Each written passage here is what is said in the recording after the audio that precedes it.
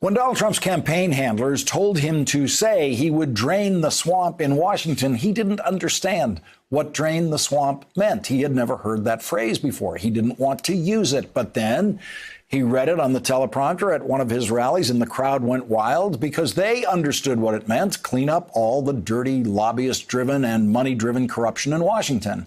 And the way Donald Trump promised to do that was to put a rich guy in charge in the White House who could not be bribed, and then he would hire other rich guys who could not be bribed. I love all people, rich or poor, but in those particular positions, I just don't want a poor person. Does that make sense? Does that make sense? And so Donald Trump hired the richest Secretary of Commerce in history, who Forbes magazine is now calling among the biggest grifters in American history. And today, the first Republican member of Congress to endorse Donald Trump for president, Chris Collins, was arrested and charged with insider trading and lying to the FBI. He pleaded not guilty today in federal court in Manhattan. Prosecutors allege that Congressman Collins shared inside information with his son about a biotech company in which they were both heavily invested. Congressman Collins' son and his son's wife and family members immediately sold off their stock, avoiding $750,000 in losses when the stock lost 90% of its value as soon as the inside information, which was bad news for the company, became public information a few days later.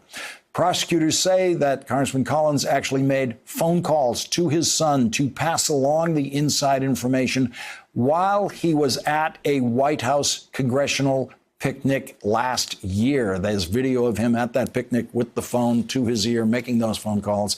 Democratic Senator Ron Wyden said the Collins indictment represents everything Trump and his Republican allies in Congress have stood for since taking office. Insiders getting special deals while working Americans are left in the dust. A new report in Forbes magazine says that Forbes has uncovered a pattern about the Trump Secretary of Commerce, Wilbur Ross. Over several months, in speaking with 21 people who know Ross, Forbes uncovered a pattern. Many of those who worked directly with him claim that Ross wrongly siphoned or outright stole a few million here and a few million there, huge amounts for most, but not necessarily for the Commerce Secretary, at least if you consider them individually. But all told, these allegations, which sparked lawsuits, reimbursements, and SEC fine, come to more than $120 million. Congressman Chris Collins, who was charged with insider trading and lying to federal agents today, refused to take questions tonight when he made a brief statement to the press. I believe I acted properly and within the law at all times with regard to my affiliation with Innate. Throughout my tenure in Congress, I have followed all rules and all ethical guidelines when it comes to my personal investments, including those with Innate. Joining our discussion now, Dan Alexander, reporter for Forbes magazine, and Tim O'Brien, executive editor of Bloomberg Opinion, author of Trump Nation, The Art of Being the Donald. Tim is an MSNBC contributor. And Dan Alexander, I want to start with you and your extraordinary reporting on Commerce Secretary Wilbur Ross. And I have to say, being familiar with Wilbur Ross's business and his business history, I have been waiting since he was nominated to be the Secretary of Commerce for the dam to break on the multiple, very swampy involvements and business history of Wilbur Ross. And you seem to have done it with these interviews and the pattern of business he engaged in before becoming secretary and what he's done since becoming secretary.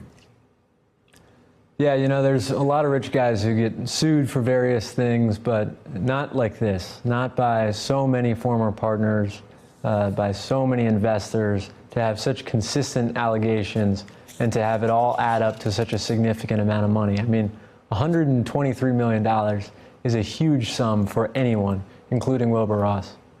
And Dan, just take us through what he was supposed to do in terms of what he said he would do with his finances when becoming Commerce Secretary and what he actually didn't do. Sure. So like all public officials, Wilbur Ross made agreements before he took office that he would divest the majority of his holdings. And in November of last year, he certified that he, in fact, had done that on a sworn statement when, in fact, he had not done that. And instead, he still owned more than $10 million of stock in the parent company of his former private equity fund, a company called Invesco, that he didn't sell until about a month and a half after that. And he still held stock in an air leasing company that he held on to for more than a year after he was supposed to. And he had shorted a company that he said that he thought that he had an interest in, so he was taking a short to cancel out that interest, but in fact he didn't have an interest in it, so the short wasn't necessary. All of this stuff, he said, was a result of simple mistakes, but it's hard to believe that one of the most sophisticated investors in the country would make so many large mistakes at so many different companies. Tim O'Brien, how could this have gone wrong for Donald Trump? He told his audience, you don't want poor people doing this kind of work. You want rich guys doing this kind of work. You want rich guys in Congress who can't be corrupted like Chris Collins. You want rich guys in the cabinet like Wilbur Ross. Right, Lawrence. And so what we've learned is that Trump did not drain the swamp. He just filled it with bigger alligators.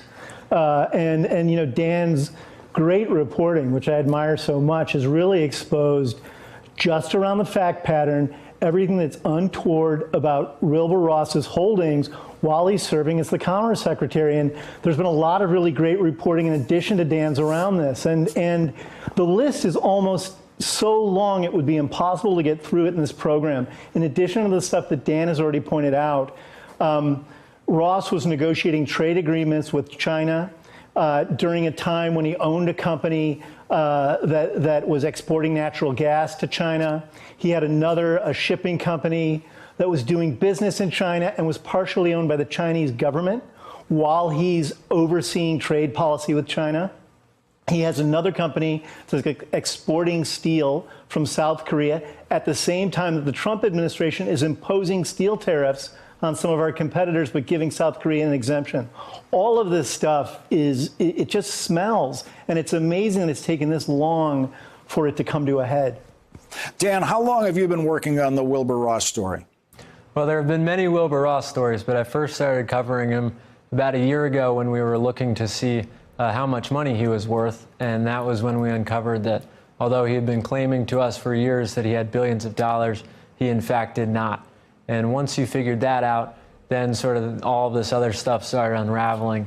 And as one investor told me, he said, once you figure out that the guy is essentially, for lack of a better word, a fraud, you figure out that anything that he says really isn't quite correct.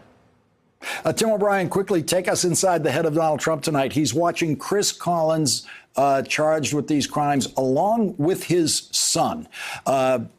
Does he see the possible mirror of Donald Trump and Donald Trump Jr.? Because Chris Collins' son might be faced with the choice of, do I testify against my father in order to stay out of prison? That's such a great observation, Lawrence. I have to believe that some of that resonates with Trump. A lot of his behavior lately, I think, lashing out on Twitter, lashing out against law enforcement officials, is because he can't control an investigation in its entirety that's also starting to target his son and may eventually ensnare his son-in-law and his daughter. So he must be seeing this with Collins and wondering about all of those things. The other interesting thing in all of this is Wilbur Ross's behavior is very similar to Trump's. Inflating their wealth, treating business partners poorly. I think Trump probably looks in the mirror and sees Wilbur Ross. Thanks for checking out our YouTube channel. Subscribe by clicking on the button below for more from The Last Word and the rest of MSNBC.